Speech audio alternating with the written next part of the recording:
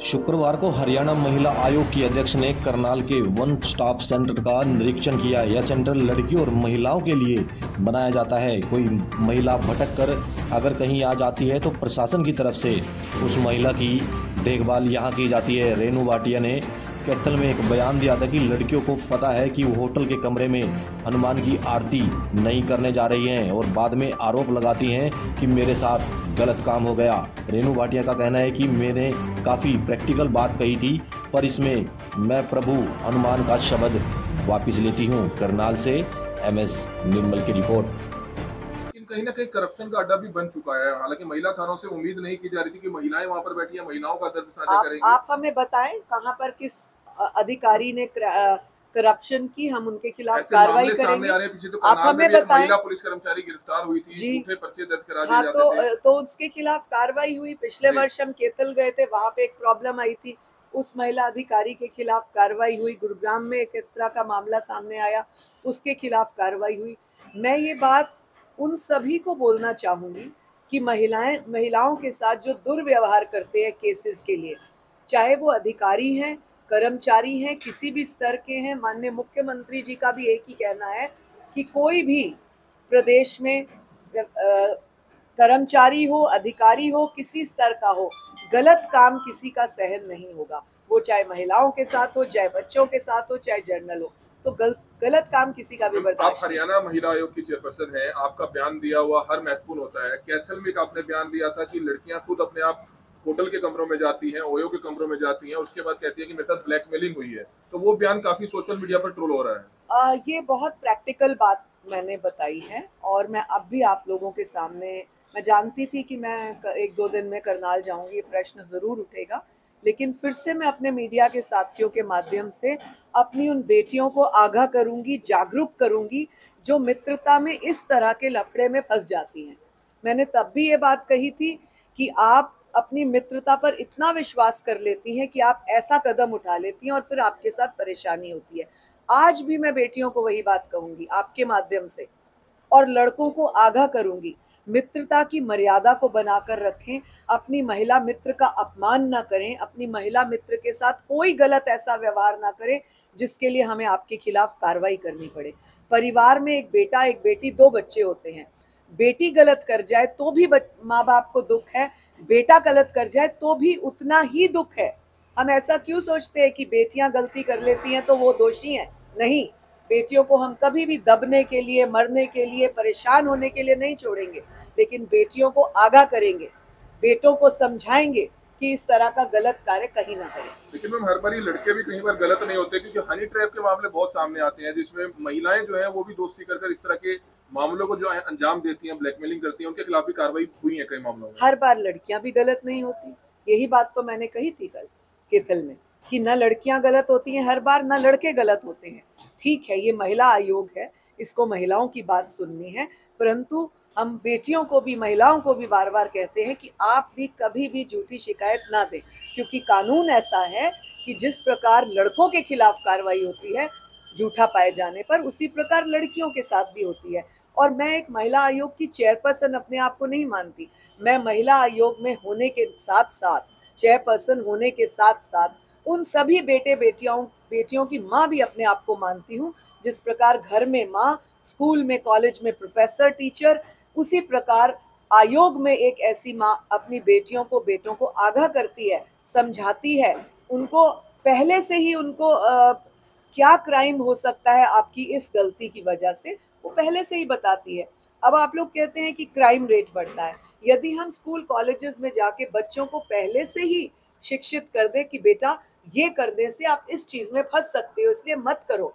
अगर 100 बेटियों को बोलते हैं या 100 बेटों को बोलते हैं, उनमें से 2 भी अगर हमारी बात सुनते हैं तो 4 क्राइम कम होते हैं। आप वो लगाइए, तो 4 क्राइम जब कम होंगे तो आप ही पत्रकार साथी हमें कहेंगे कि 4 क्राइम कम हुए। तो हम लोग चाहते हैं 4-4 करके 400 क्राइम कम हो और महिला आयोग की, महिला थानों की बच्चों को आवश्यकता ही ना पड़े। आज हम इस तरह का कोई क्राइम कर लेते हैं तब तो हम सोचते हैं बेटियों को कह दिया, बेटों को कह दिया, लेकिन तब क्या, जब वही क्राइम करके या गलती में फंस के बच्चे थाने में आते हैं, क्या तब बेइज्जती या तब बात बाहर नहीं जाती? इससे पहले कि गलती थानों तक पहुंचे, आयोग तक पहुंचे, अखबारों में पहुंचे, उससे पहले समझा देना बेहतर है, मैं ऐसा मानती हूँ। मैम, एक अमृतसर में एक गुरुद्वारा में एक मामला सामने आया है। एक बेटी जो है स्कर्ट में जो है वहां पर माथा टेकने जा रही थी, लेकिन इस तरह का आरोप है कि एक सेवादार ने उनको नहीं जाने दिया और ये कहा कि उन्होंने कपड़े जो है पूरे उस तरह के नहीं डाले हुए थे, जिसके चलते उनको बाहर निकाला गया। हालांकि लड़की ने बताया कि फ्लैग लगाया हुआ था मुंह पर, जिसके चलते निकाला गया। हालांकि जांच चल रही है उस मामले में। देखिए, मुझे ऐसे लगता है कि हम कई बार बहुत सारी चीज़ों को धार्मिक पॉइंट ऑफ व्यू से ले लेते हैं। जिस तरह से मेरी बात को सबने लिया कि मैंने हनुमान जी का नाम लिया, परंतु उदाहरण देने के लिए कोई ना कोई बात की जाती है। हालांकि मैं इन शब्दों को प्रभु हनुमान के शब्दों को वापस लेती हूँ, लेकिन उदाहरण के लिए हमें समझाने के लिए बच्चों को कोई ना कोई बात करनी होती है। इसी प्रकार वो बच्ची जिस भी वेश में गई गुरुद्वारे में, हम एक माताओं का, बड़ों का, सभी का फर्ज होता है। हम आपकी आज़ादी पर रोक नहीं लगा रहे, हम आपकी प्राइवेसी पर रोक नहीं लगा रहे, परंतु किस स्थान पर क्या पहनना है ये तो हमारा अपना संस्कार भी है, हमें क्या पहनना है। और ऐसा मैंने कहीं पर पढ़ा कि गोल्डन टेम्पल हरमंदिर साहब में कहा गया है कि कुछ चीज़ें वर्जित हैं जिनमें इस तरह का पहनावा भी आता है। तो मुझे लगता है शायद उन्होंने इसलिए टोका होगा, अदरवाइज किसी को भी कोई चीज़ का पहनावे में हम कभी रोक नहीं सकते। और कई बार लोग बोलते हैं पहनावे से क्राइम होता है, ऐसा कुछ नहीं है। ग्रामीण अंचलों में क्राइम दिखा हमें, हम आयोग के हैं, प्रैक्टिकल बात करेंगे। ऐसे स्थानों पर क्राइम दिखा जहाँ पर बिल्कुल सारा वेशभूषा एकदम कवर्ड होती है, तो आप क्राइम को इन चीज़ों से या इस बातों को ऐसे जोड़ नहीं सकते। सबको हर चीज़ की आज़ादी होनी चाहिए, बेटियों पर कोई पाबंदी नहीं होनी चाहिए, परंतु हमारा संस्कार, हमारी शिक्षा कहाँ पर किस तरह से उपयोग करनी है ये हमें ध्यान रखना मैम, चाहिए। हरियाणा में अब चुनाव आने वाले हैं। हर राजनीतिक पार्टी अपने मैनिफेस्टो में कहती है कि टिकटों की घोषणा होने से पहले ही वह चीज भूल जाते हैं। तो आपको लगता है कि महिलाओं की भागीदारी होनी चाहिए राजनीति में, जो दावा किया जाता है? देखिए, आरक्षण एक आवश्यक विषय है जरूर, लेकिन मैं अपनी बेटियों को, आयोग के हैं तो हम खुली बात करेंगे, मैं अपनी बेटियों को कहती हूँ अपने आप को इतना दमदार करिए कि आपका स्थान कोई और ले ही ना पाए। आप जब बात आए तो वो कहें नहीं नहीं, इस स्थान पर फला लड़की मैच करती है, फला लड़की सूट करती है, उसकी काबिलियत है। तो हम अपने आप को इतना काबिल बनाएं कि हमें इस चीज की वेठी ना करनी पड़े। बाकी ये सब गवर्नमेंट के विषय हैं, राजनीति के विषय हैं, जिसका जो विषय है उनको पूर्ण करना चाहिए और करेंगे, परंतु अपने आप को इतना सक्षम करें कि आपको कोई कोटा या कोई ऐसी जरूरत ही, आवश्यकता ही ना पड़े। एनडीए में हरियाणा की बेटियों ने टॉप किया है, तो दो शब्द उनके लिए कुछ कहना चाहेंगे? मैं उनको दिल से बधाई देती हूँ। सभी बेटियां इसी प्रकार आगे बढ़े। अब बताइए, एनडीए में बेटियों ने टॉप किया, क्या कोटा था टॉप करने का? हमारी इतनी पायलट बेटियां बनी, इतनी फाइटर फ्लाइट्स को करने वाली बेटियां बनी, क्या कोटा था? मैं तो बेटियों को कहूंगी कोई ऐसा फील्ड मत छोड़िए, कोई ऐसा फील्ड मत छोड़िए जिसमें आप टॉप ना हो। पूरे देश की, पूरी दुनिया की बेटियों को आशीर्वाद, शुभकामनाएं कि आप आगे बढ़ें और देश में भारत, पूरी दुनिया में भारत का परचम लहराएं। अतिरिक्त लोकल हेयरिंग, जो भी हमारे पास केसेस आते हैं, हम उन हेयरिंग्स को सुनते हैं, और वन स्टॉप सेंटर, ये 4 सब्जेक्ट हम रेगुलरली टच कर रहे हैं। करनाल का मेरा ये दूसरा या तीसरा दौरा है इस साल के अंदर। पिछली बार हम यहाँ के अन्य स्थानों पर गए, महिलाएं जहाँ रहती है वहाँ पर गए। तो मुझे लगता है कि कोई भी कमी अगर हमारे को महिलाओं के सपोर्ट में दिखती है, उसको दूर करना, महिलाओं को क्या और अधिक हम सहयोग कर सकते हैं किसी भी क्षेत्र में, कानूनी क्षेत्र में, साइबर क्राइम के क्षेत्र में, वन स्टॉप सेंटर में कोई कमी हो उसको कैसे पूर्ण करें, हमारे प्रोटेक्शन ऑफिसर्स जो महिलाओं का कार्य देखते हैं उनको कोई प्रॉब्लम हो उसको कैसे दूर करें, तो ये सारा विषय महिलाओं से संबंधित, महिलाओं के फेवर में रहता है।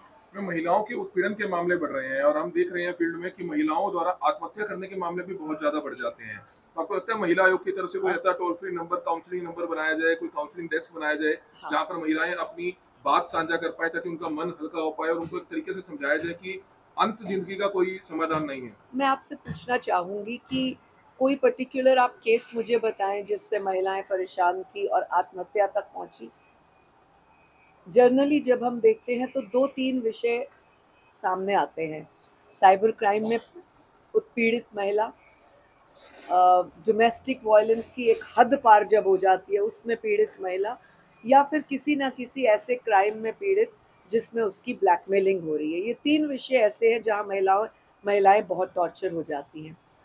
तीनों विषयों पर हम डीप स्टडी कर चुके हैं, करते रहते हैं और आगे भी करेंगे, और महिलाओं को हर स्थिति में उसको बाहर निकाल कर लाने का प्रयास करेंगे। जिस भी प्रॉब्लम में महिला है, हम उस प्रॉब्लम को दूर कर उस महिला को संतुष्टि के साथ बाहर लाने का प्रयास करेंगे। आपने पूछा कि क्राइम रेट बढ़ रहा है। पिछले 1 साल, सवा साल जब से मैंने ज्वाइन किया, मैं एक बात कहूँगी मीडिया के माध्यम से सबको, कि क्राइम हो रहा है, ख़त्म हुआ ऐसा मैं कभी नहीं कहूँगी। क्राइम हो रहा है लेकिन रेट नहीं बढ़ा, शिकायतों का रेट बढ़ गया है। पहले महिलाएं शिकायत नहीं कर रही थी। जब से महिला थाने खुले 3-4 साल से थोड़ी सी शिकायतें बढ़ी। जब से आयोग ने सीरियसली मैटर्स को लेना, पिकअप करना शुरू किया, शिकायतें और अधिक हमारे पास आई। तो ऐसा नहीं कि सडनली क्राइम हुआ और कोई आया। किसी का 8 महीने पुराना केस है, किसी का 1 साल पुराना है, परंतु उनको पता नहीं था कि डील कैसे करना है, कहाँ करना है, अपनी बात को कहाँ रखना है। तो इसको हम क्राइम रेट ना कहकर शिकायतों का दर या जागरूकता महिलाओं में बढ़ी है, ये बात कहें।